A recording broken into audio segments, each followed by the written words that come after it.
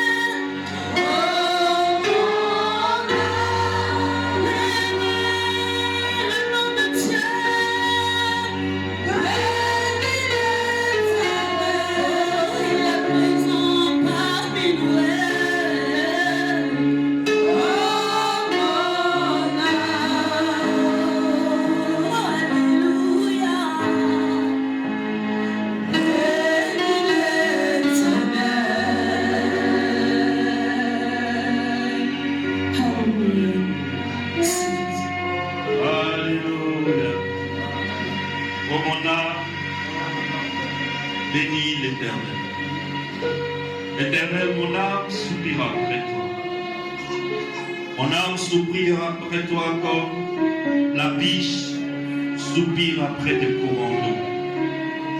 Éternel, je suis comme un marcheur dans le désert et j'ai soif. Éternel, je crève de soif. Ma gorge est sèche. Ma pensée est sèche. Mon âme est sèche. Ma vie est sèche. Je soupire après l'eau qui vient de toi. Je soupire après l'eau du ciel. Je soupire après l'eau de la parole. Ô Seigneur, mon âme se souvient de tous tes bienfaits. Mais mon âme ne peut compter tous ces bienfaits. Mon âme essaie de compter tes bienfaits. Mais mon âme n'arrive pas à compter tes bienfaits. Alors, Éternel, mon âme te bénit. Mon âme te bénit. Mon âme te bénit. Mon âme te bénit, Éternel. Je te suis reconnaissant pour ta présence dans ma vie. Je te suis reconnaissant, Seigneur, pour le souffle de vie. Je te suis reconnaissant pour le pain qui est descendu du ciel. Et je te suis reconnaissant pour l'eau de la vie. Cette eau que je bois et qui ne tarit plus en moi. Cette eau que je bois et je n'ai plus jamais soif. Mon âme te bénit. Mon âme te bénit. Mon âme te bénit. Alléluia. Acclame pour celui qui est le consommateur de notre foi, celui qui est l'auteur de notre foi, celui qui est l'auteur de notre vie, le créateur des cieux et de la terre. Acclame pour celui qu'on appelle le juste Dieu. Acclame pour l'étoile brillante du matin. Acclame pour le Dieu trois fois saint. Acclame pour l'agneau de Dieu qui est assis sur le trône. Acclame pour le propriétaire de la vie. Il est la vérité. Il est le chemin. Il est la vie. Il est l'agneau de Dieu. Il est le roi sur le trône. Il est celui qui mérite notre adoration. Reçois notre adoration, agneau de Dieu. Reçois l'adoration du temps gloire, agneau de Dieu. Tu es invité au temps gloire, agneau de Dieu. Que ton esprit plane sur cette église, agneau de Dieu. Que ton esprit vienne et s'installe dans cette église, agneau de Dieu. Viens Jésus, viens Jésus, viens Jésus. Ici c'est chez toi, ici c'est chez toi, ici c'est chez toi. Au nom puissant de Jésus-Christ. Amen. Alléluia. Merci à la voix de la destinée, la magnifique voix de la destinée, acclamez-les. Alléluia. Quand tu ne sais pas chanter, quelqu'un sait chanter, il chante pour toi, pour lui dire merci. Nous étions en train de parler d'un sujet qui me tient à cœur. Le thème du message sur lequel nous sommes, c'est pourquoi cherchons-nous Christ? Pourquoi recherchons-nous Christ? C'est un message pour les chrétiens. Ce n'est pas un message pour les gens qu'on veut convertir à Christ. C'est un message pour les gens qui sont déjà convertis. Mais qui veulent connaître la marche qui mène à Christ. Et nous avons vu le dimanche dernier que Jésus a fait un miracle. Il a fait un miracle, c'est-à-dire que les gens étaient dans le désert, ils avaient faim. Ils étaient coupés de toute source d'approvisionnement de nourriture. Jésus a pris le déjeuner d'un enfant qui était là, 5 pains et 2 poissons. Il a rendu grâce. Et les 5 pains et 2 poissons ont nourri plus de 15 000 personnes. Et il y a eu 12 paniers en reste. Et les gens ont commencé à rechercher Jésus. Et nous avons axé notre enseignement sur ce groupe de mots-là. Il se mit à la recherche de Jésus. La question qu'on se pose, c'est pourquoi les gens se sont mis à la recherche de Jésus? C'est parce qu'ils aiment Dieu? C'est parce qu'ils sont trop pieux? C'est parce qu'ils ont un besoin d'intimité avec le trône de Dieu? Non. C'était pour quelle raison? Parce que Jésus-Christ avait multiplié les pains. Ils ont mangé, ils sont rassasiés. Ils se disent que s'ils ont un gars comme ça sous la main, chaque fois qu'ils auront faim, le gars là va multiplier pain, ils vont manger et ils seront...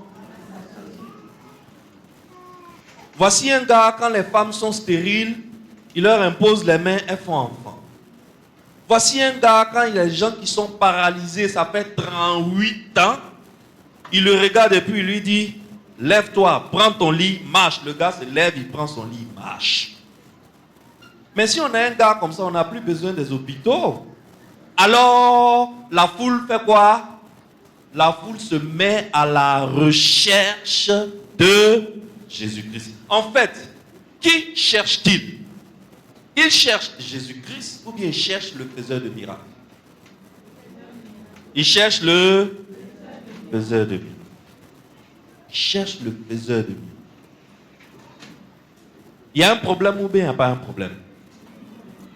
Il y a un problème ou bien il n'y a pas un problème? Il y a un problème. C'est pour cela que Jésus-Christ leur dit,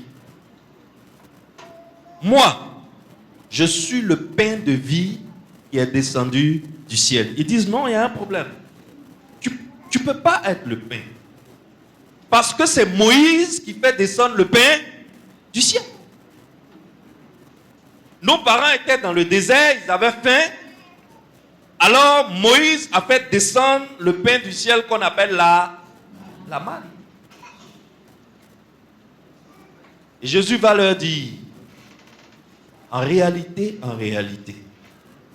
Moïse n'a jamais fait descendre le pain du ciel. Le vrai pain qui est descendu du ciel, c'est moi. Les gars sont choqués, ils sont bouleversés. Ils ne comprennent pas. Pourquoi ils ne comprennent pas?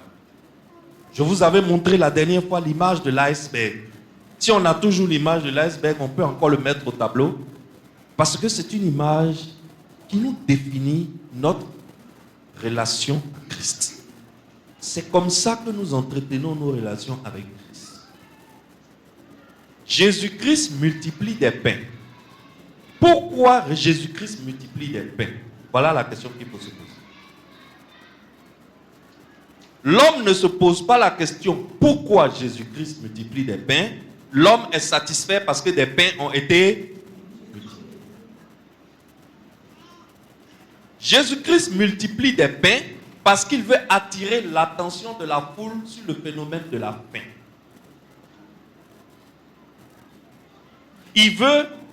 Jésus-Christ est en train de rediriger. En informatique, on dit rediriger, n'est-ce pas? To redirect, n'est-ce pas? Il est en train de rediriger l'attention de la foule qui était captivée par autre chose. Il est en train de rediriger cette attention vers le concept de faim. Alors, la meilleure façon de capter l'esprit de quelqu'un pour le diriger, pour le bloquer sur le concept de faim, c'est de multiplier la nourriture. Mais est-ce que la finalité, c'est de multiplier la nourriture? Non. La finalité, c'est pour que l'homme comprenne qu'on a un problème de faim. On a un problème de faim qui ne peut pas être réglé par le pain physique. Amen. On est des hommes. Il y a quelque chose qu'on a perdu. Romains 3. Tous ont péché et sont privés de la gloire de Dieu. On a perdu quoi? La gloire de Dieu. Ça veut dire que l'homme, là, son écosystème naturel, c'est quoi? La gloire de Dieu.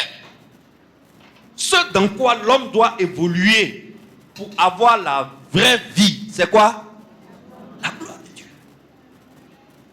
C'est justement notre seul médicament, notre unique médicament, notre seule source, c'est-à-dire le nombril. Là où notre nombril se connecte, là, c'est dans la gloire de Dieu. C'est justement ça qu'on a perdu. Alors la faim que nous ressentons, nous on croit que c'est faim du pain. La soif que nous ressentons, nous on croit que c'est soif de l'eau physique. C'est pour cela que Jésus-Christ multiplie le pain pour ouvrir. Jésus-Christ veut faire quoi? Il veut ouvrir. Le pain que tu vois là, le pain qu'il a multiplié là, c'est la partie visible de l'iceberg. C'est la partie émergée de l'iceberg. Est-ce qu'on a l'iceberg? Voilà, c'est la partie. Le pain que Jésus-Christ a multiplié là, c'est en haut. Entre en haut et puis ce qui est en bas, lequel est plus costaud? Lequel est le plus important? Quelle est la partie la plus importante? Le bas, la partie qu'on ne voit pas, la partie qui est immergée.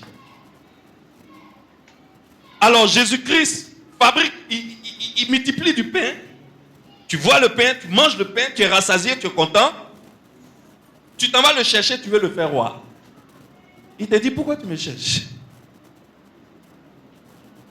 Je sais que c'est parce que j'ai multiplié le pain que tu me cherches. Parce que toi, tu veux quelqu'un qui multiplie pain. Mais en réalité, j'ai fait ça pour te parler d'une faim que tu as, dont tu ne te rends pas compte. Tu as faim de quelque chose, mais tu ne sais pas. Et toi, lorsque cette faim se manifeste, tu cherches toujours des choses physiques et charnelles pour satisfaire cette faim. Voilà comment aujourd'hui, tu pries. Tu dis, Seigneur, depuis que je suis né, je n'ai jamais vu 1 million. Fais-moi voir 1 million. Le Seigneur t'entend, il te donne 1 million. À peine les 1 million sont dans ta main, tu chantes de prière. Seigneur, 1 million là c'est joli, hein? Imagine si c'était 14. Non, Seigneur, ma prière c'est qu'il me faut 14. Dieu dit, j'ai compris. Voici 14 millions. Toi, dans ta tête, quand tu vas attraper 14 millions, ta faim sera satisfaite et tu vas te sentir bien et enfin tu seras heureux. Tu as les 14 millions et au bout de quelques semaines, tu te rends compte que tu as fini d'acheter tous les gadgets que tu voulais. Mais la faim est là encore. Tu dis, aïe. En ce moment, tu ne parles plus de 14 millions, maintenant tu parles de 300 millions. Parce que dans ta tête, plus tu vas atteindre l'objectif physique que tu t'es fixé, mieux tu vas te sentir. Jésus est en train de te dire, non. Tu ne vas jamais te sentir satisfait. Parce que ce que tu as perdu là, ce n'est pas million. Ce que tu as perdu là, ce n'est pas voiture. Ce que tu as perdu là, ce n'est pas villa. Ce que tu as perdu là, ce n'est pas belle femme ou joli garçon. Tout ce que tu es en train de poursuivre là, ce n'est pas ça que tu as perdu. Donc même si tu obtiens, tu ne seras pas. Parce que la chose que tu as perdue, c'est la gloire. Ça, c'était la révision. C'est pour vous rafraîchir un peu le sens du message de la dernière fois. Aujourd'hui, nous sommes dans Pourquoi recherchons-nous Jésus, partie 2. Dans la partie 1, je vous ai parlé de la faim. Dans la partie 2, je vais vous parler de la soif. C'est pour cela que tu vas prendre ta Bible. Nous sommes aujourd'hui dans Jean chapitre 4. C'est le même message. Sauf que je suis parti de la perspective de la faim le dimanche passé. Aujourd'hui, je vais partir de la perspective de la soif. C'est le même message. Amen. Nous sommes en Jean 4. Nous allons lire Jean 4. On va lire du 4 à 18. Ce n'est pas toute l'histoire, mais c'est la partie qui m'intéresse pour aujourd'hui. Est-ce que nous l'avons au tableau? Tu peux suivre avec moi? Bien, je lis pour toi. Comme il fallait qu'il passât par la Samarie, il arriva dans une ville de Samarie nommée Sichar, près du champ que Jacob avait donné à Joseph son fils. Là se trouvait le puits de Jacob. Jésus, fatigué du voyage, était assis au bord du puits. C'était environ la 6e heure. Une femme de Samarie vint puiser de l'eau. Jésus lui dit, donne-moi à boire. Car ses disciples étaient allés à la ville pour acheter des vivres. La femme samaritaine lui dit, comment toi qui es juif, me demandes-tu à boire à moi qui suis une femme samaritaine? Les Juifs, en effet, n'ont pas de relation avec les Samaritains. Jésus lui répondit, si tu connaissais le don de Dieu, et qui est celui qui te dit, donne-moi à boire, tu lui aurais toi-même demandé à boire, et il t'aurait donné de l'eau vive. Seigneur, lui dit la femme, tu n'as rien pour puiser, et le puits est profond. D'où aurais-tu donc cette eau vive? Es-tu plus grand que notre père Jacob, qui nous a donné ce puits, et qui en a bu lui-même, ainsi que ses fils et ses troupeaux? Jésus lui répondit, quiconque boit de cette eau, c'est-à-dire de l'eau du puits, là, l'eau que tu es en train de puiser, quiconque boit de cette eau aura encore soif. Mais celui qui boira de l'eau que je lui donnerai n'aura jamais soif. Et l'eau que je lui donnerai deviendra en lui une source d'eau qui jaillira jusque dans la vie éternelle. C'est magnifique, non? C'est magnifique, non? La parole de Dieu est belle, non? On dirait poésie. Une source d'eau qui jaillira jusqu'à dans la vie éternelle. La femme lui dit, Seigneur, donne-moi cette eau, afin que je n'ai plus soif et que je ne vienne plus puiser ici. Jésus lui dit, va, appelle ton mari. Ah, tonton Jésus, le mousseau, qu'est-ce qu'elle a demandé? Donne-moi l'eau là, tu m'as parlé d'une eau qu'on boit, on n'a plus. Dans quel coup on est rentré dans l'affaire de moi, mon mari? Tu vas comprendre ce que Jésus est en train de faire tout à l'heure. Appelle ton mari et viens ici. La femme répondit, je n'ai point de mari. Jésus lui dit, tu as raison de dire, je n'ai point de mari. Car tu as eu 5 maris, et celui que tu as maintenant n'est pas ton mari. Et en cela, tu as dit bon. Amen. Est-ce qu'on peut bénir la parole de Dieu? Merci Père pour ta parole. Béni sois-tu pour ta parole. Élevé sois-tu pour ta parole. Ta parole est belle. Ta parole est magnifique. Ta parole est la plus belle des femmes de la terre. Ta parole est la plus belle des créations de l'univers. Béni sois-tu pour ta parole. Au nom de Jésus. Amen. Amen. Alors voilà cette dame que Jésus rencontre au bord d'un puits. Cette dame, elle vient, dans sa vie, elle cherchait quelque chose. Quelle est la chose qui coûtait cher à cette femme qu'elle cherchait? J'ai entendu quelque part. Un mari, un foyer. N'est-ce pas? L'idole de son cœur, c'est quoi? L'idole de son cœur, c'est... Qu'est-ce qu'on appelle l'idole du cœur? Ce qui captive toute la force de ton existence. Ce qui mange toute l'énergie de ta vie. Ce à quoi tu te consacres le plus pleinement que toute autre chose dans l'univers, sur la terre.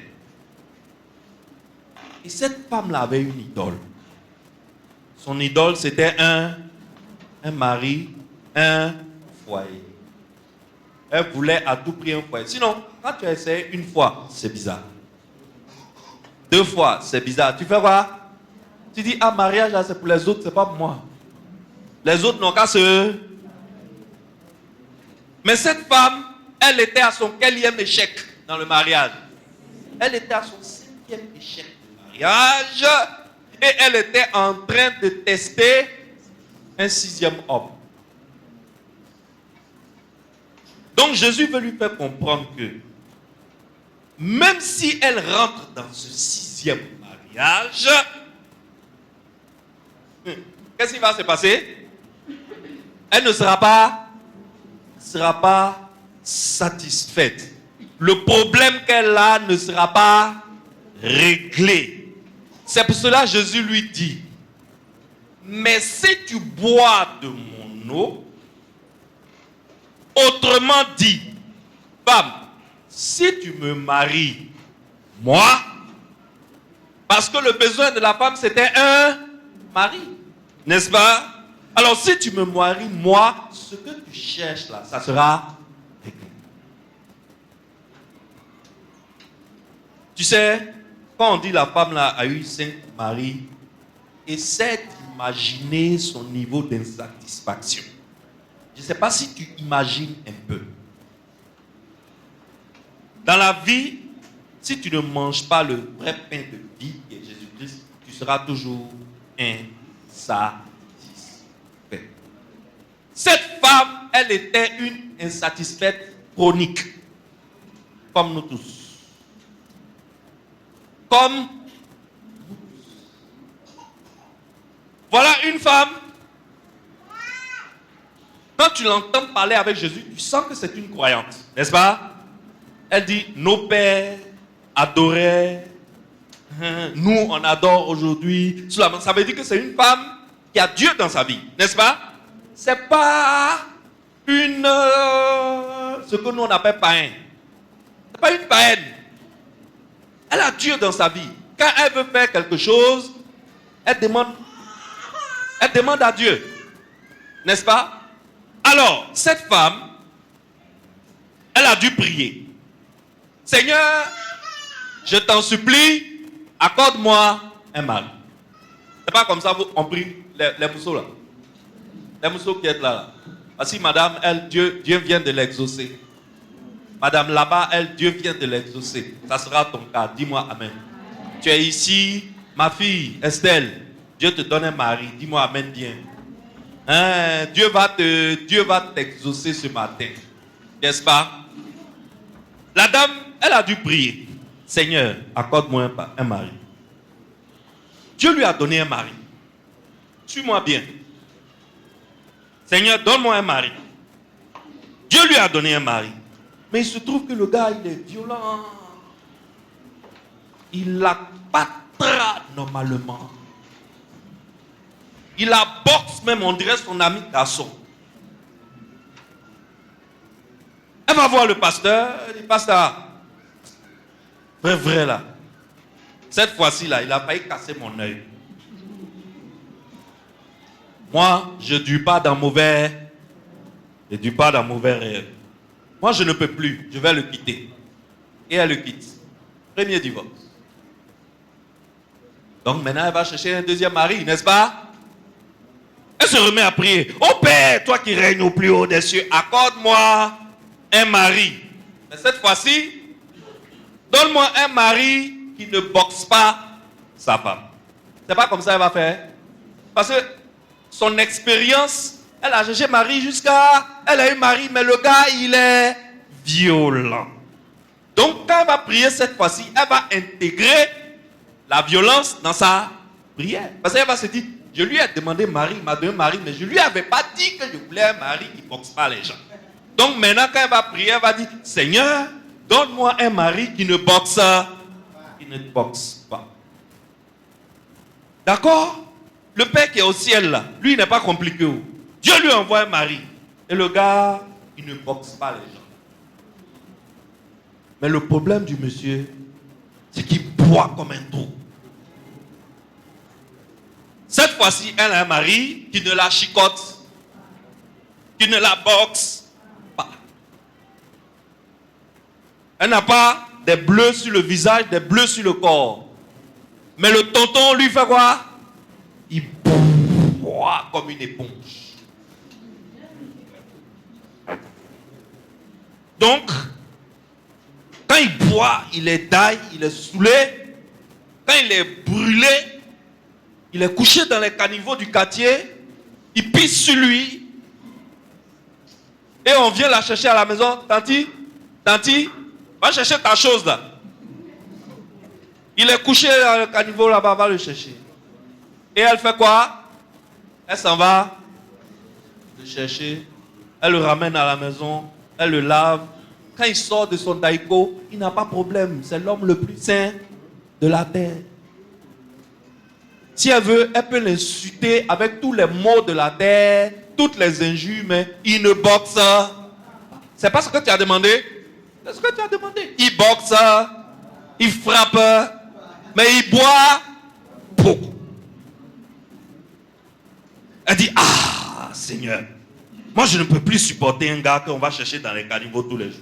Il est en train de mettre la honte sur moi dans le quartier. Marie comme ça, je ne peux...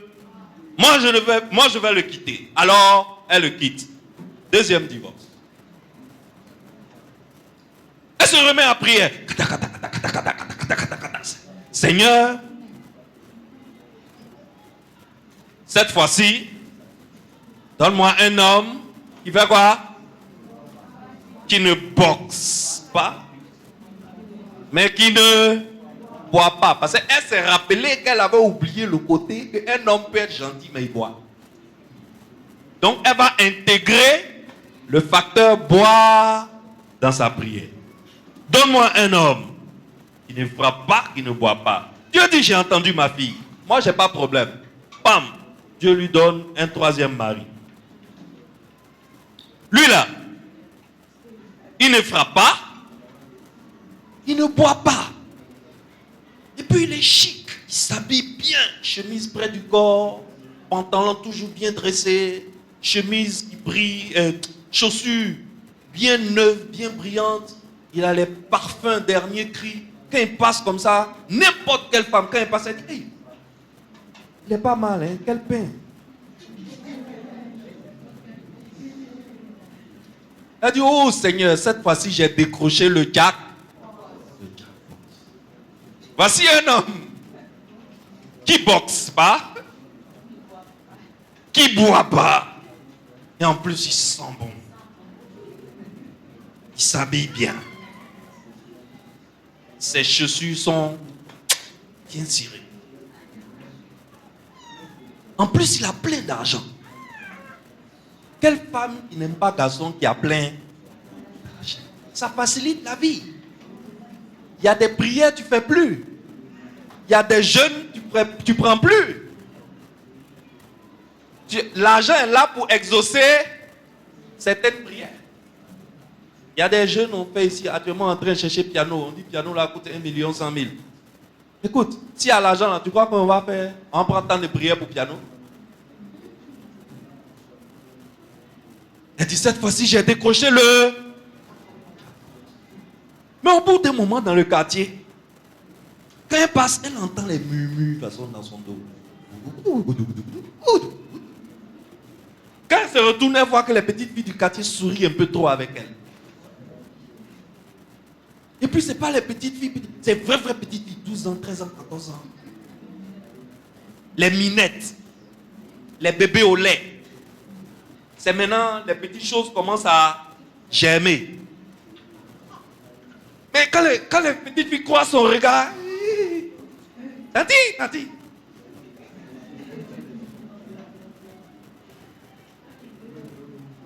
Le temps va se rendre compte, elle s'est rendue compte que le tonton, il a validé tout le quartier autour d'elle. Même elle, ses copines, il est rentré dedans.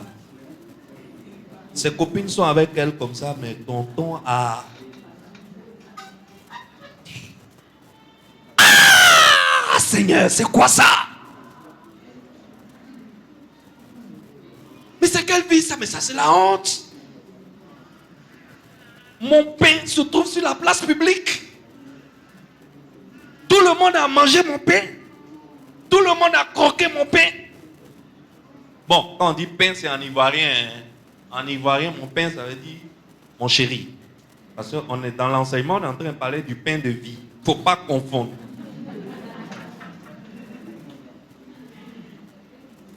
Elle dit, Seigneur, cette vie-là, très peu pour moi. Ce tonton-là, il est bien, mais je vais le quitter. Troisième divorce, elle le quitte. Maintenant, elle va faire sa quatrième prière, n'est-ce pas? Oh Père, donne-moi un mari qui ne fait pas quoi? Qui ne boxe pas? Qui ne boit pas? Qui ne valide pas? Tout le quartier. matin, elle prend ses jeûnes, ses prières. Est-ce que le Seigneur, lui, il est compliqué? Le Seigneur, lui, il n'est pas compliqué. Le Seigneur l'exauce, il lui envoie un mari. Le gars, il ne frappe pas. Il ne boit pas. Il ne valide pas toutes les filles du quartier. En plus, il est fidèle et il la respecte bien, chic. Tout va bien dans la maison. Mais le gars, il est avare. Non. Même Harpagon, vous connaissez Harpagon, non? Dans Molière. Même dans Picsou. Picsou même n'est pas avare comme ça. Le gars, son 5 francs. Tu vois pas. Non, moi, j'ai pas l'argent. Non, je n'ai rien. Non, ça va pas actuellement. Tanti, donne. Après, je vais te rembourser. Après, je vais te rembourser. Ils sont à 4 millions. Quand elle fait le point, elle ne voit pas trop le point, mais elle sait que c'est autour de 4 millions qu'elle a donné. Après, je vais... Mais jusqu'à présent, elle n'a pas compris qu'elle est en train de chercher la satisfaction dans quelque chose qui ne peut jamais lui apporter la satisfaction. Et elle dit non. L'autre que je viens de laisser là, c'est vrai, il me trompait. Mais j'avais tout. On allait manger dans les restaurants bien chics. Je buvais le champagne. Tous mes habits étaient bien neufs. Quand j'avais besoin de quelque chose, j'avais même ma propre voiture. Je voyageais. Il m'achetait les billets d'avion. C'est vrai qu'il me trompait, mais c'est mieux que ça là. Alors Seigneur, une vie comme ça, je ne peux pas. Elle vient voir le pasteur. Pasteur, moi, je vais le quitter. Alors, boum, elle le quitte. 4e divorce. Elle recommence à prier. Seigneur, cette fois-ci, donne-moi un mari qui ne boxe pas, qui ne boit pas, qui ne valide pas tout le quartier et qui n'est pas avare. Donc, pour elle, quand elle va demander ça, quand Dieu va envoyer un homme comme ça, elle sera enfin satisfaite. Alors, vous connaissez où? Comment on prie? Elle rentre dans son war room, dans sa chambre de prière. Seigneur, il n'est pas compliqué. Dieu lui envoie un 5e mari. Le gars, le 5e mari qui vient, lui ne boit pas. Il ne boxe pas femme. Il ne trompe pas femme. Il n'est pas avare. Il n'a pas tous ces problèmes-là. Mais le problème du tonton, c'est un problème, on ne peut pas tout envoyer sur la place publique.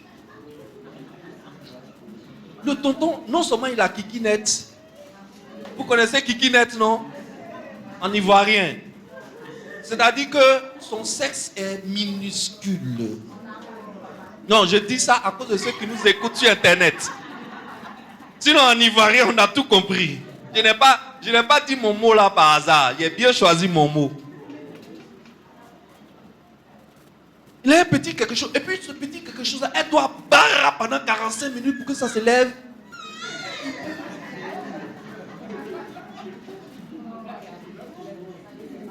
Et dès que c'est un peu truc, elle doit enfin... Boum. Ça tombe. Ah! C'est quoi ça? Quand on dit foyer là, 50% de foyer là, c'est quoi? Mes filles qui sont ici là veulent toutes se marier. C'est à cause de quoi? C'est pour ne pas aller manger dehors. Elles veulent manger dedans, n'est-ce pas? Le tonton, il boxe pas. Il ne boit pas. Il ne valide pas. De toutes les façons, il aura beaucoup de difficultés. Il n'est pas vain, sa main sort. Sa main sort. Mais l'autre côté là, ah, Dieu. Moi je me rappelle, je vous ai dit que mes parents sont témoins de Jéhovah. Et mon père était un ancien des témoins de Jéhovah. Et en tant qu'ancien, il faisait partie des 3 personnes qui dirigent la congrégation où ils sont, l'église où ils sont. Et ma chambre, quand j'étais jeune adolescent, est collée à la chambre, au bureau de mon père où il recevait les gens. Or, vous savez, en Afrique, les murs sont très... Donc, parfois, quand ils sont en train de régler des problèmes dedans là-bas, moi, je suis dans ma chambre, j'entends. Ce que je vous raconte là, mon papa, c'est pas que j'ai entendu. S'il écoute cette prédication de toutes les manières, actuellement, il a 82 ans, il ne peut plus me frapper. Et l'histoire que les gens ont réglée le jour là, c'est une jeune dame qui est enfant de témoin de Jéhovah, qui s'est gardée vierge jusqu'à... Elle avait 23 ans, 24 ans, et elle a décidé de se marier dans la religion des témoins de Jéhovah selon la loi des témoins de Jéhovah. Et il y a un bishop dans les témoins de Jéhovah là, qui n'est pas mal, il travaille, il est bien, il a tous les chrétiens.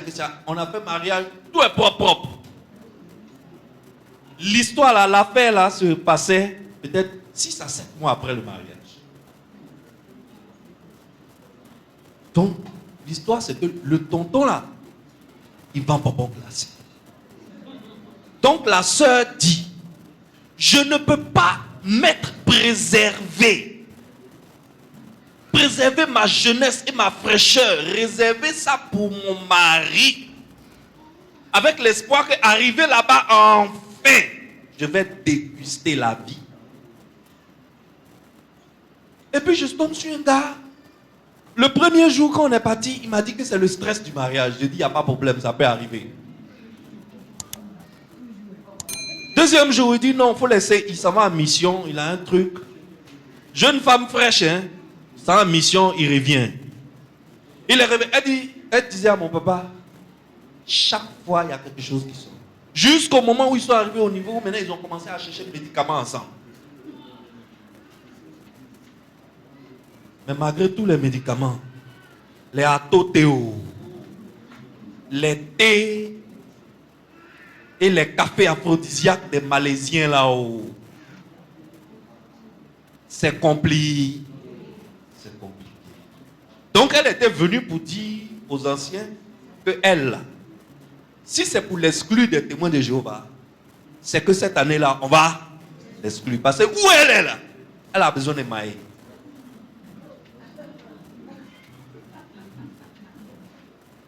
Que tonton ne debout pas. Tonton décolle. C'est l'histoire du 5e mari de la femme au puits. Elle est venue voir le pasteur. Elle dit, pasteur, je sais que j'exagère. Mais c'est vrai qu'il ne boxe pas. Il ne boit pas. Il ne valide pas. Il n'est pas avare. Mais la chose même pour laquelle je suis venu là, il n'y a pas. Donc, je suis désolé, je vais le quitter. Bam, elle le quitte. 5e divorce. Je suis en train de te raconter cette histoire. Je mets le détail dedans comme ça pour que tu comprennes la fin qui est en toi. Il y a une fin en toi. Tu ne sais pas que c'est cette fin-là que tu cherches à satisfaire. Tu ne sais pas. Toi, tu crois que tu as besoin d'une voiture. Et tu trouves ça normal et légitime d'avoir... Parce qu'on est dans une civilisation où une voiture, c'est utile. Le truc, c'est que quand tu vas avoir la voiture, tu vas vouloir avoir le niveau supérieur. Peut-être que tu vas commencer par une Toyota. Toyota, tu vas vouloir son Fortuner. Fortuner, tu vas vouloir son Land Cruiser. Land Cruiser, tu vas vouloir son Lexus. L'homme est un éternel insatisfait. À cause de quoi? À cause d'une faim perpétuelle que nous avons en nous. Et la seule chose qui peut satisfaire cette faim, on lui donne d'eau et on va chercher la satisfaction de la faim dans les choses matérielles. C'est l'histoire de cette femme. Elle était en train de tester un 6e homme. Quels sont les critères de cet homme? Il ne boxe pas, il ne boit pas, il ne valide pas tout le quartier, il n'est pas avare, au moins il est un peu puissant, il peut casser un lit en bois. Est-ce que tu vois? Et elle était en train de tester quelqu'un. Donc, elle a pris son temps. Elle est en train de faire son test. D'abord, elle regarde, elle s'y frappe. Donc, elle fait exprès, elle insulte un peu. Elle insulte un peu, elle le provoque. Elle voit que le gars, il ne boxe pas. Ça va. Quand il vient se coucher, elle met son nez sur sa bouche pour voir s'il y a odeur d'alcool. Ah, il ne boit pas. Ça va. On dirait qu'elle était dans son test. Elle pose des questions autour d'elle. Est-ce qu'il n'a pas validé à gauche, il n'a pas validé à droite? Non, il n'a pas validé. Ah, on dirait que lui là, c'est mon candidat. Maintenant, elle va voir. Est-ce que sa main sort? Est-ce que sa main sort? Tonton, j'ai vu un pagne là. On appelle ça wax hollandais. Tonton dit, mais il y a wax ivoirien, non? Ça coûte 15 000, non? Non, je veux wax hollandais là. Ça coûte 45 000. Tonton dit, bon, c'est pas grave. Prends un. Elle dit, il n'est pas avare aussi. Maintenant, elle va tester le côté machinerie. Est-ce qu'il peut casser un lit en bois? C'est sur le côté là, elle était en train de tester pour voir s'il est violent.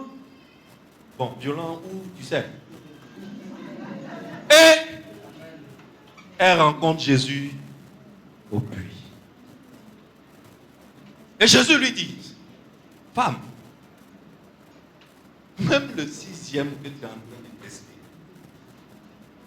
tu l'auras, mais la soif que tu ressens là ne sera pas. Parce que tu es en train de chercher à satisfaire ta soif avec ton désir d'avoir un foyer. Pour toi, la chose la plus importante dans ta vie, c'est avoir un foyer. Tu te dis que le jour où j'aurai un foyer, enfin j'aurai la satisfaction. Tanti, ça ne marche pas comme ça. Et c'est le problème surtout de nous les pauvres. Enfin, moi je suis plus pauvre. Dans ma tête. Dans ma tête, ça a changé. N'est-ce pas? Vous aussi, vous n'êtes pas pauvre. Tu ne peux pas venir au temple gloire et puis tu es pauvre dans ta tête. C'est pas possible. Mais nous ici, là, on change ça. Dis-moi amen. Le problème du pauvre, c'est que le pauvre se dit, je suis malheureux parce que je n'ai pas les moyens d'acquérir telle chose, telle chose, telle chose, telle chose, telle chose. Et chaque pauvre a une liste de choses dans son cœur, même s'il n'a pas écrit, il a écrit ça sur les tables de son cœur. Il se dit que le jour où j'aurai l'argent, je vais acheter ça, ça, ça, ça, ça. Et enfin, je me sentirai heureux. Donc, quand tu enseignes un tel message à quelqu'un qui n'a jamais mangé de l'argent, à quelqu'un qui n'a jamais eu accès à des paquets d'argent, à des montagnes d'argent, quand tu lui enseignes un tel message, il te dit, ouais, mais le pasteur, c'est facile pour lui. Mais moi où je suis là, je sais que je suis venu à Côte d'Ivoire, si j'ai attrapé 50 millions, je retourne au Bénin, ma vie a changé. Donc, où mon gars est assis, son objectif c'est quoi? 50 millions. Donc il se dit que si 50 millions tombent sur son compte aujourd'hui, demain il n'est plus à Côte d'Ivoire. Il retourne au pays. Parce qu'il est convaincu que ce n'est pas possible qu'avec 50 millions, lui redevienne malheureux. Tonton, tu seras encore malheureux. Parce que ce que tu cherches là, ce n'est pas 50 millions. Ce que ton âme cherche là, ce n'est pas... Les riches comprennent plus facilement ce message que j'enseigne. Parce que le gars, il a fini d'acheter tous les gadgets auxquels il a rêvé dans sa vie.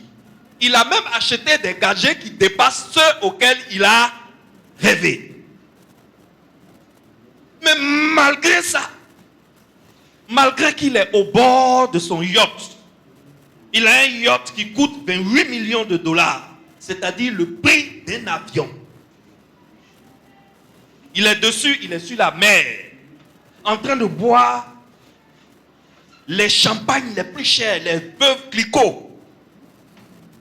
En train de boire un veuve Clicquot de 1960, je ne sais pas quoi.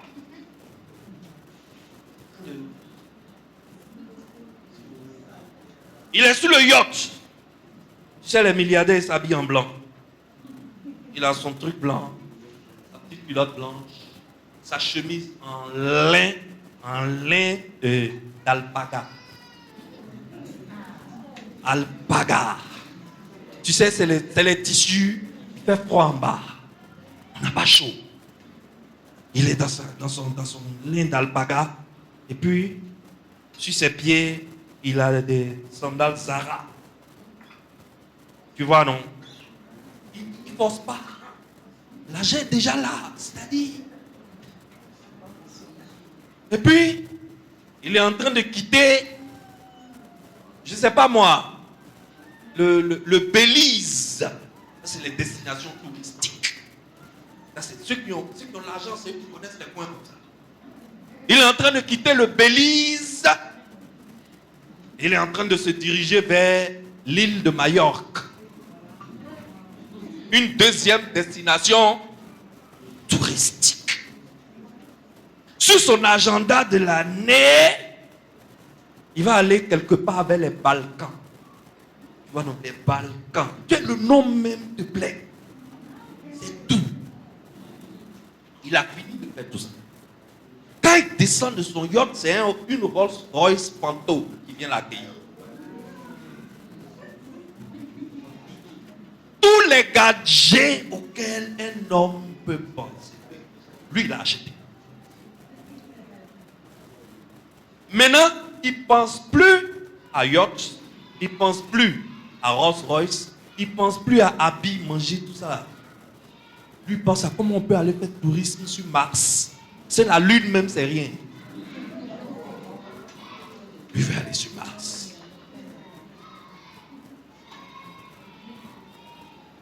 Et malgré ça, il est sur le yacht. Il va de destination touristique en destination touristique. Et il ressent encore là. Il ressent encore que il n'a pas encore... Il y a quelque chose qui ne va pas. Le pain physique est incapable de satisfaire à une faim spirituelle. Ce n'est pas possible. Tu vois, Adam et Ève, juste après avoir péché dans le jardin, dès que la gloire de Dieu les a quittés, ils ont senti une sensation de nudité. N'est-ce pas? Ils se sont sentis nus. Et qu'est-ce qu'ils ont fait? Ils ont essayé de cueillir des feuilles pour se couvrir, pensant que le vêtement qu'ils ont perdu là, en mettant des feuilles, ça va remplacer le vêtement. Or, quel est le nom du vêtement qu'ils ont perdu? La gloire de Dieu. Est-ce que feuille d'un arbre peut remplacer la gloire de Dieu? Le problème de l'homme, c'est que nous sommes tous comme Adam et Ève. Nous sommes tout le temps à la recherche de feuilles pour couvrir notre nudité. Mais les feuilles là ne peuvent pas couvrir notre... Parce que ce que nous avons perdu, c'est cette chose que nous devons encore regagner. Adam et Ève, quand ils étaient dans le jardin, ils avaient en face d'eux deux arbres. L'arbre de la connaissance du bien et du mal et l'arbre de la vie. L'arbre de la vie représentait quoi? Ça représentait le pain de vie. Le pain de vie qui est descendu du du ciel. Et qui est la réelle nourriture qui peut satisfaire la faim d'un homme. Mais ils ont choisi lequel? Ils ont choisi de manger lequel? Ils ont donné tôt au pain de vie. Ils sont allés manger le pain de la connaissance du bien et du mal. Dès que l'homme a fait ce choix, Dieu les a mis hors du jardin. Alors, l'homme sera toujours confronté à ce choix. Au choix entre le pain physique qui est incapable d'assouvir notre sensation de faim perpétuelle et le pain de vie qui seul est capable de satisfaire notre faim perpétuel. Et depuis Moïse jusqu'à Christ, on est dans le même plan. Depuis Genèse jusqu'à Apocalypse, on est dans cette affaire de pain. On est dans cette affaire de soif. Apocalypse 22 même parle encore de cette affaire de pain, de cette affaire de nourriture. Apocalypse 22, qui est la fin de la Bible. Alors, nous avons perdu la justice de Dieu. Ce que nous avons perdu, c'est la justice de Dieu. Ce qui doit être restauré, c'est la justice de Dieu. Si tu donnes dos à la justice de Dieu et que tu poursuis les choses matérielles, peut-être que tu auras ces choses matérielles, mais la chose que tu as perdue, tu ne la retrouveras jamais. C'est pour cela que Matthieu chapitre 6 nous dit quoi? Lisons Matthieu 6. Jésus va utiliser la même image de nourriture, la même image de soif. Matthieu 6, 31 à 33. Ne vous inquiétez donc point et ne dites pas, que mangerons-nous? Que boirons-nous? Et de quoi nous serons vêtus? Car toutes ces choses, ce sont les païens qui les recherchent. Votre Père céleste sait que vous en avez besoin. Alors, cherchez premièrement le royaume et la justice de Dieu. La justice de Dieu s'appelle comment? Quel est le nom de la justice de Dieu? La justice de Dieu a un nom. Il s'appelle comment? Il s'appelle Jésus-Christ. Cherchez le royaume et la justice de Dieu. Et toutes ces choses-là, c'est quoi?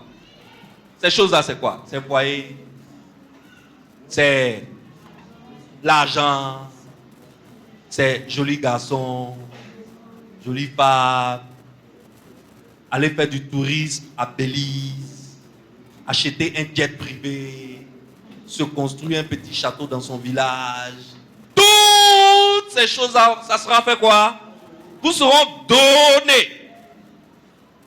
Ça veut dire que la formule pour y arriver, c'est quoi? Si tu cherches le pain de vie, si tu cherches la justice de Dieu, si tous tes efforts, c'est pour chercher Christ, quel Christ? Le multiplicateur de pain ou bien le pain? Lequel des Christ cherches-tu? Tu cherches Christ le pain de vie ou bien tu cherches Christ le multiplicateur de pain? Le Christ que nous devons chercher, c'est lequel? Le pain de vie. Le pain de vie. Tu ne cherches pas Christ pour les choses qu'il va faire pour toi. Pourquoi recherchons-nous Christ? Nous recherchons Christ parce qu'on nous a dit que si on est stérile, il va nous permettre de faire enfant. C'est pour ça que nous courons à l'église. Nous recherchons Christ parce qu'on nous a dit, si on n'a pas de travail, si on prie, il va nous donner travail à l'ONU. C'est pour cela qu'on est à l'église. Nous recherchons Christ parce qu'on est pauvre. Et on a dit que Jésus-Christ, il est riche. Si tu viens à lui, il prend ta pauvreté, il te donne sa richesse. Donc on vient pour chercher la richesse que Jésus peut nous donner. Mais le Jésus lui-même qui est en face de nous, c'est lui qui est le pain de vie. En dehors de lui, il n'y a pas de vie. Jésus-Christ lui-même en tant que Fils de Dieu, descendu du ciel, venu parmi les hommes, apporter à l'homme la satisfaction de cette faim perpétuelle qu'on ne peut pas satisfaire par les besoins physiques. C'est ce Jésus-là qu'il faut chercher. Je croyais que tu allais acclamer.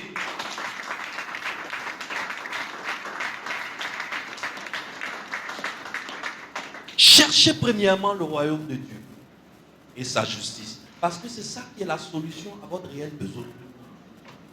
Maintenant, l'homme fait le contraire. L'homme fait le contraire. Et l'homme, ça ne dérange pas l'homme de faire le contraire. Parce que le système dans lequel on vit, le système t'oblige à faire le contraire. Tu es dans un système où tu dois travailler 10 heures par jour pour avoir 500 000 à la fin du mois. 500 000, ça c'est dans le meilleur des cas. Sinon, c'est 150 000.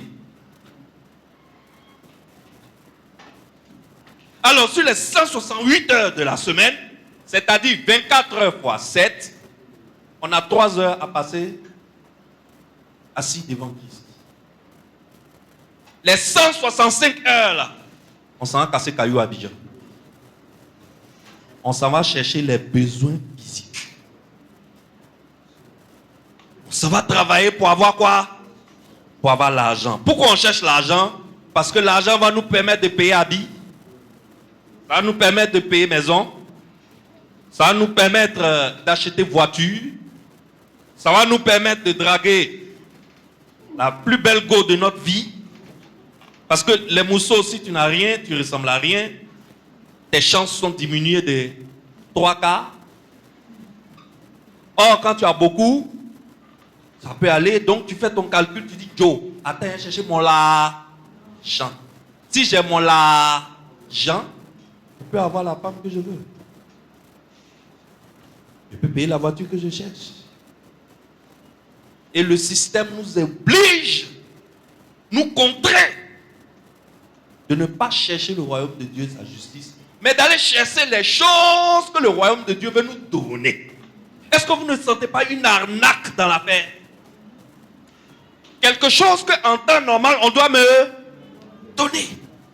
Maintenant, je suis en train de transpirer pour chercher l'argent pour aller acheter.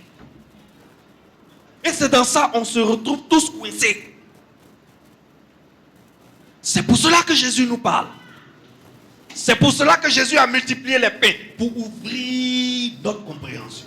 Jésus a multiplié les pains pour qu'on se rende compte que, les gars, les choses physiques là, j'ai sécrété ça.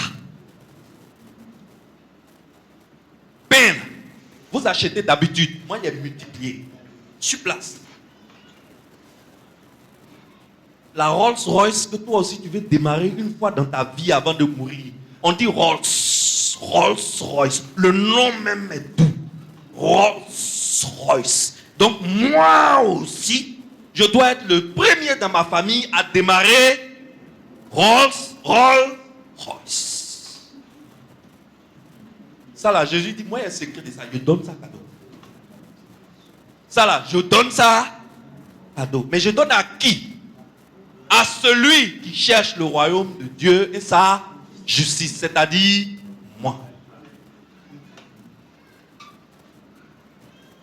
Est-ce que quelqu'un comprend le fond de ce message? Alors nous, on est intéressé par Jésus parce qu'il peut guérir nos maladies. Il peut régler nos crises. Ça, c'est la partie immergée. C'est la partie émergée plutôt. C'est la partie émergée de l'iceberg. La partie immergée de l'iceberg est 1000 fois plus profonde et 1000 fois plus grande que ce que nous voyons. Celui qui n'a pas le royaume de Dieu et sa justice, il est déjà mort. Il est déjà condamné.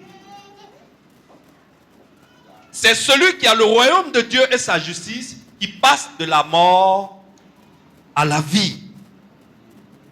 Jésus-Christ est la nourriture dont nous avons besoin. Pas le Jésus que tu suis pour qu'il te guérisse. Non. Oublie le côté qui te guérisse. Parce que le côté qu'il te guérisse là, c'est un signe miraculeux. Les miracles que Jésus fait là, tu dois savoir pourquoi il fait le miracle. En réalité, Jésus est venu parmi les Juifs. Je vais te dire pourquoi il fait le miracle. Jésus est venu parmi ses frères juifs. Et il arrive et il annonce que c'est lui le Fils de Dieu. Les gens lui posent la question, qu'est-ce qui nous prouve que c'est toi qui es le Fils de Dieu? Qu'est-ce qui nous prouve que c'est toi qui es le prophète dont Moïse nous a parlé? C'est la même question qu'on a posée à Moïse lorsqu'il est parti pour sauver le peuple de Dieu des mains de Pharaon. Lorsqu'il a parlé aux fils d'Israël, les fils d'Israël lui ont posé la même question. Qu'est-ce qui nous prouve que c'est toi que Dieu a envoyé pour nous sauver? Dieu dit, montre-leur un signe. Montre-leur 2 signes. S'ils ne croient pas aux 2 signes, ils croiront le 3e. Et c'est en ce moment que nous avons vu apparaître dans la Bible le thème de signe miraculeux. Alors pourquoi Moïse faisait les miracles? Moïse faisait les miracles pour que le peuple de Dieu le reconnaisse comme l'envoyé de Dieu. Jésus arrive parmi ses frères juifs. Les juifs là attendent un prophète. Les juifs là attendent le sauveur du peuple juif. Les juifs attendent le juif qui va venir, qui va sauver non seulement les juifs, mais qui va sauver toute l'humanité. Comment faire pour qu'on le reconnaisse en tant que fils de Dieu et en tant que le prophète que Moïse a annoncé? Il va faire exactement comme Moïse a fait. Il va donner des signes miraculeux. Donc, l'objectif final de Jésus, ce n'est pas les signes miraculeux. Les signes miraculeux servent d'indicateurs. Les signes miraculeux servent à ce qu'on le reconnaisse comme le Fils de Dieu, le pain de vie qui est descendu du ciel, qui est venu vers les hommes, qui est la solution à tout problème. Alors Jésus va faire quoi? Il va multiplier les pains. Ensuite, avant de multiplier les pains, il a commencé en Jean 2, au mariage, son premier miracle. À la noce de Cana, il a changé l'eau en... Quel était le 3e signe de Moïse? Le 3e signe, c'est que si les fils d'Israël n'ont pas cru en toi, que c'est moi qui t'ai envoyé, prends l'eau du feu, verse par terre. L'eau va se transformer en sang. Jésus commence sa vie en transformant l'eau en sang. Jésus est en train de montrer que Moïse, là, lui, il est plus grand que lui. Et Jésus va faire des signes miraculeux pour aller vers le dernier signe miraculeux. Le dernier signe miraculeux, c'est lequel? Le dernier signe miraculeux, c'est qu'il va mourir à la croix, mais le 3e jour, il va ressusciter. Donc quand le gars, il se laisse, on le tue, il meurt, mais le 3e jour, il ressort du tombeau, tu n'as plus de doute. Tu sais que lui, là, c'est le prophète dont Moïse parlait. On acclame bien.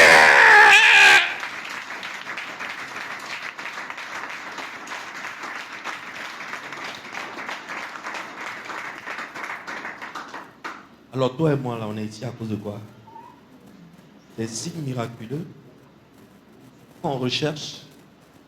Et le jour où on ne voit pas les signes miraculeux, on fait palabre avec Dieu.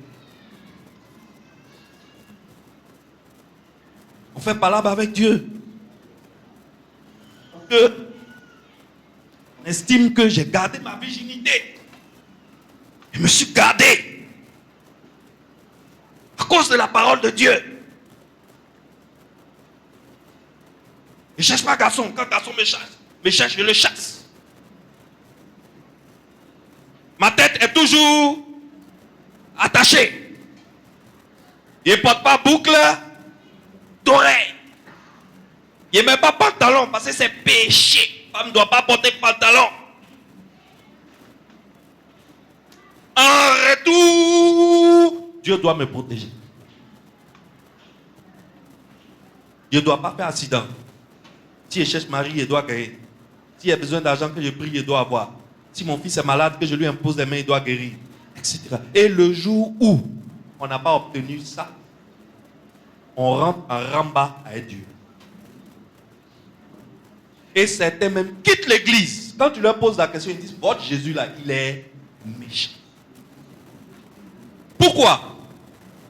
Parce qu'ils ne sont pas venus chercher Jésus. Ils sont venus chercher les signes miraculeux. Peut-être que ce n'est pas leur faute. Peut-être que c'est la faute de la personne qui lui a annoncé Christ. La personne ne lui a pas annoncé Christ. La personne lui a vendu les signes miraculeux. La personne lui a dit, si tu viens dans notre église, tu vas avoir travail. Le gars, il est là, ça fait 2 ans et demi. Son chômage est devenu plus sec. Il quitte l'église. Il quitte. Pourquoi? Parce que tu lui as promis quoi? Qu'il va avoir. Donc lui, il est là à cause des signes. C'est grave. On est en train de changer le message de la parole de Dieu. C'est pourquoi Dieu est descendu du ciel sous la forme d'un homme. Et il a pris le nom de Jésus. Et on l'appelle Emmanuel. Dieu avec les hommes. La raison pour laquelle Dieu a fait ce grand sacrifice. On est en train de foutre ça à la poubelle. Et maintenant, on rentre dans des transactions commerciales avec Dieu. On a des deals avec Dieu. Et quand quelque chose qu'on cherche chez Dieu, on n'obtient pas, on est fâché.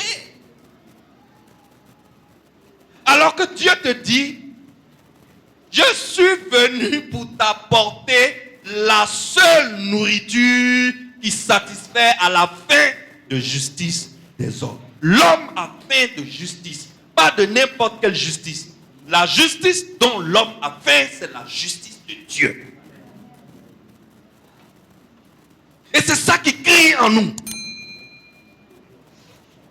Alors, Jésus seul peut satisfaire à cette faim. Jésus seul peut satisfaire à cette soif. Femme, si tu bois de cette eau, tu auras encore soif. Mais si tu bois de l'eau que moi je te donne, tu n'auras plus jamais soif. Mais ça c'est petit.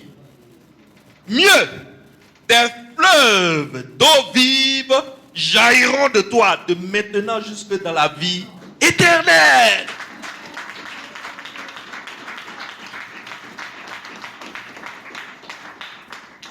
Voilà pourquoi il faut rechercher Jésus. Voilà pourquoi il faut rechercher Jésus. Il est le pain de vie descendu du ciel. Celui qui n'a pas mangé sa chair et bu son sang est déjà condamné. Il est déjà mort. Mais celui qui mange de sa chair et qui boit de son sang, celui qui marche main dans la main avec Christ. Et marcher main dans la main avec Christ, ça ne veut pas dire que tu ne pêches plus. Oh! On confond serviette et torchon, nous les chrétiens. Et on se lance dans des choses que Dieu ne nous a jamais demandées. Et après, la marche avec Christ est pénible. On avance difficilement parce que le poids est trop sur les épaules d'une seule personne.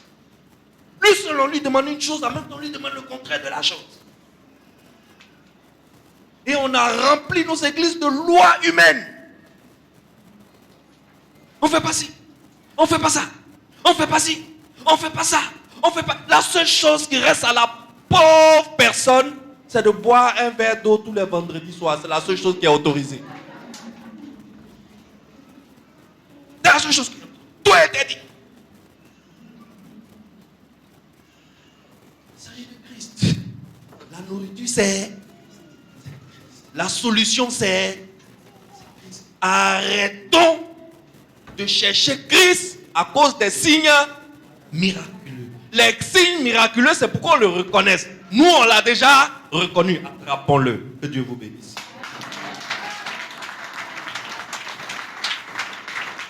Alléluia.